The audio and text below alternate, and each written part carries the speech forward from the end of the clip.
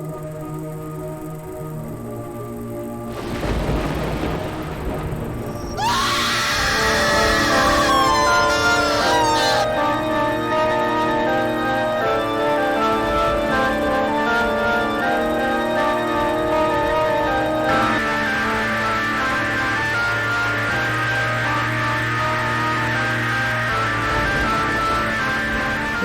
Creepypasta, where twilight shadows haunt reality.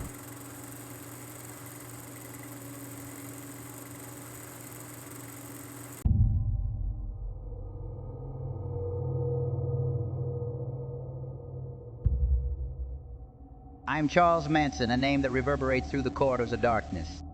Within these prison walls, my story unfolds, revealing the twisted tapestry of my life's work. As the tendrils of my influence began to take hold, my first steps painted the canvas of chaos.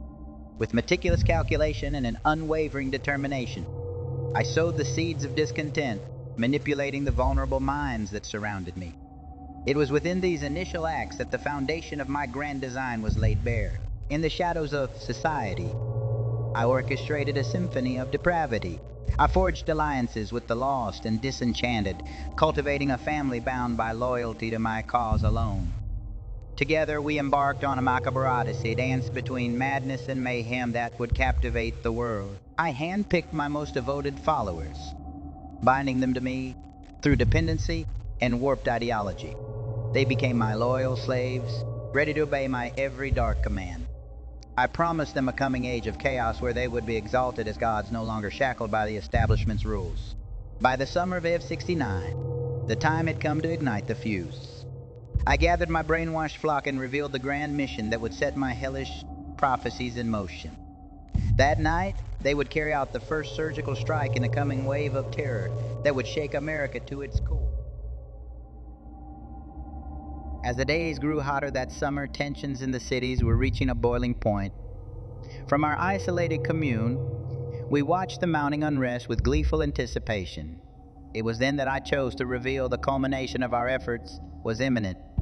I divulged to my followers that the moment had come to set the apocalyptic plan in motion and spark the chaos that would reduce a corrupt society to ashes. That following night, they would carry out home invasions and brutal murders that would stun the nation. The group received my orders with a zealous, almost trance-like absorption of purpose. They believed the roles I had scripted for them would precipitate their vision of Armageddon and transformation into gods among the ruins. Little did they, or America, understand the wholesale slaughter I had envisioned was but the opening movement in a prolonged symphony of psychological terror.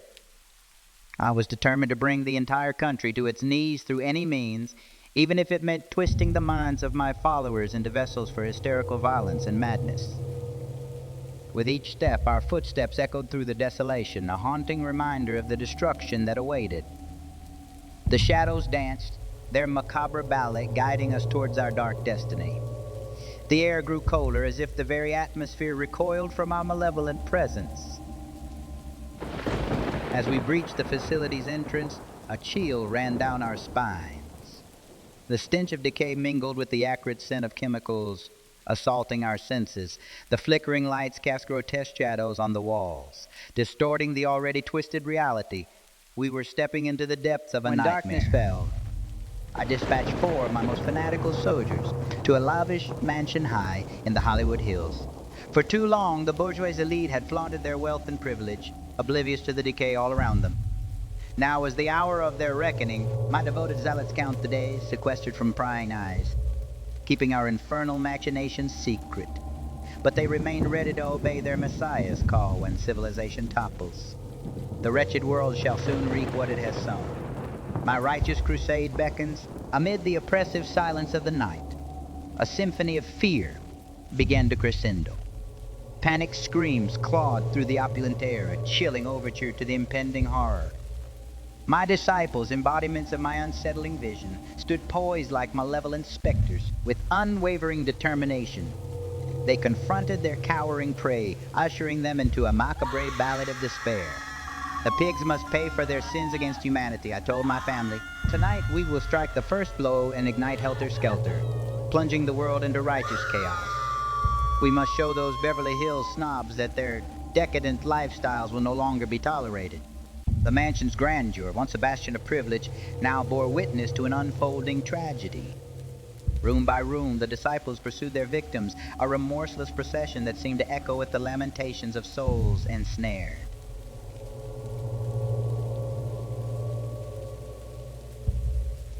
Corner turned, each door breached, exacted a toll on these symbols of excess and vice. The indulgent white carpets, once symbols of opulence, were quickly consumed by the sanguine tide. Their pristine facade now a gruesome testament to our audacious malevolence. The atmosphere grew increasingly stifling, oppressive shadows lengthening as the night deepened. The air was thick with tension, and the walls seemed to resonate with the vibrations of impending doom, lit only by the flickering light of candles. The mansion's lavish furnishings appeared as sinister silhouettes, witnesses to the unfolding tableau of horror. In this theater of terror, my disciples enacted their vengeance. The very architecture of the mansion seemed to conspire against the victims, the corridors twisting and turning like a labyrinth of dread. The agonized cries reverberated, a haunting chorus that intensified the sense of dread. The disciples moved with calculated precision, each step a calculated echo of their malevolent intent. As the victims' futile pleas transitioned into desperate gurgles and the once piercing screams succumbed to a chilling silence, a perverse ecstasy consumed us. The aura of power was intoxicating. The power to snuff out life, to manipulate and destroy, to transcend the boundaries of societal norms. The tableau we created was one of terror, an offering to the forces of chaos that roiled beneath the surface of civility. In the days that followed, whispers of our deeds began to haunt the streets. Tales of horror and depravity that sent tremors through even the most secure hearts. My disciples and I had ceased to be mere observers, casting off the shackles of society's norms. We had insinuated ourselves into the very fabric of chaos. Agents of destruction poised to paint the world with the brushstrokes of our sinister design. And so, the mansion stood as a dark testament to our audacity, a place where screams had echoed and souls had shattered, a place from which society's margins would never fully recover. The tableau of terror we had left behind would serve as a chilling reminder that even in the grandest abodes, the shadow of malevolence could manifest and the boundaries of humanity could fray.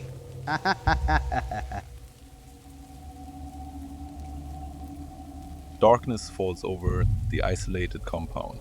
Susan Atkins sits alone in her cell, staring blankly at the bare walls. Before her inner eye, that fateful night from 3 years ago plays out silently when Manson revealed his plan. She remembers his hypnotic gaze, his promising words of helter-skelter. Now she freezes in the cell, but not from the cold. The memories of that summer and the insanity he unleashed still make her shudder. As slowly she lifts her head, it is time to reveal the truth about the power Manson gained over their group and the terrible events of that night under his command. My name is Susan Atkins. I was once an innocent child who babysat, sang in the church choir, and was on the swim team. But then I fell under the influence of Charles Manson and his so-called family.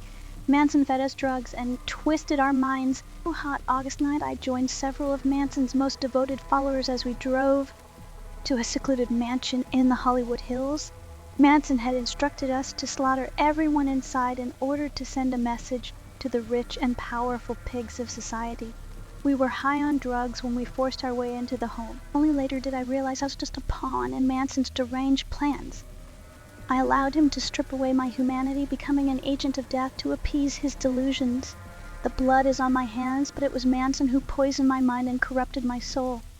That is my enduring shame and regret. Manson wove fantastical stories about an impending apocalyptic war. He claimed we would emerge from the rubble as enlightened rulers of the New World. We traveled up and down the California coast, imagining the life of unfettered joy to come. But Manson's teachings took on a sinister tone. He gave us copious drugs and subjected us to bizarre rituals of hypnosis and repetition. After months under his spell, we became glassy-eyed followers, clinging to his every word. Our minds were not our own anymore. Under veil of night, fueled by meth, we invaded the estate. Inside we found a celebrity couple relaxing with friends, exuding the wealth and glamour Manson found so intolerable, my 3 compatriots set upon them in a frenzy.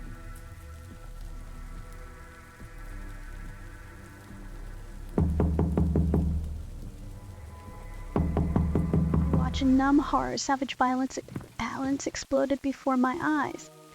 The victims' anguished screams rang in my ears as my friends transformed into merciless killers, unleashed unspeakable carnage. When the blood-drenched frenzy finally ceased, I beheld the ghastly scene with shocked revulsion. My spirit recoiled at the depraved brutality inflicted by those I once called family, but it was too late. A sanity I clung to had become dangerously frayed. 4 nights of terror followed, Manson commanding ever greater acts of brutality from us. He sent us to distant homes, where ordinary families became our random victims. Through the haze of drugs, I descended into the role of detached observer. Each new crime scene pulled me further into the abyss. I stood sentinel outside the homes we invaded, hearing blood-curdling screams give way to eerie silence. My mind fled to dark spaces to endure the horrors occurring within. By some sick twist of fate, I alone emerged from those nights of carnage with bloodless hands. Yet I was now irrevocably tainted by complicity in such inhumanity. In the aftermath, I callously bragged to others about what we had done, desperately clinging to the delusion that these were justified acts. But deep down I understood a line had been crossed from which there was no return. It took years away from Manson's malignant influence before I regained my free will and found the courage to renounce him. The things I witnessed haunt me to this day. I pray my story serves as a cautionary tale against surrendering one's mind to the forces of fanaticism and demagoguery. There are powerful dark undercurrents in this world constantly seeking to seduce and corrupt. Manson tapped into something that turned lost souls into agents of chaos. But it is possible to break free and reclaim one's humanity through moral courage and redemption. I'm trying to spread this message of overcoming darkness with light. My hope is that those treading the line between sanity and madness may step back and return to righteous paths before it's too late. The descent into hell can be arrested if you keep the candle burning. There is always hope, no matter how deep the shadows grow. In the end, the facility lay in ruins, a testament to our audacious revolt against the forces of order. The night sky, once obscured by the darkness of secrecy, now shimmered with the promise of an impending cataclysm. We had ignited the fuse, and the flames of chaos would soon engulf the world, leaving nothing but ashes in its wake.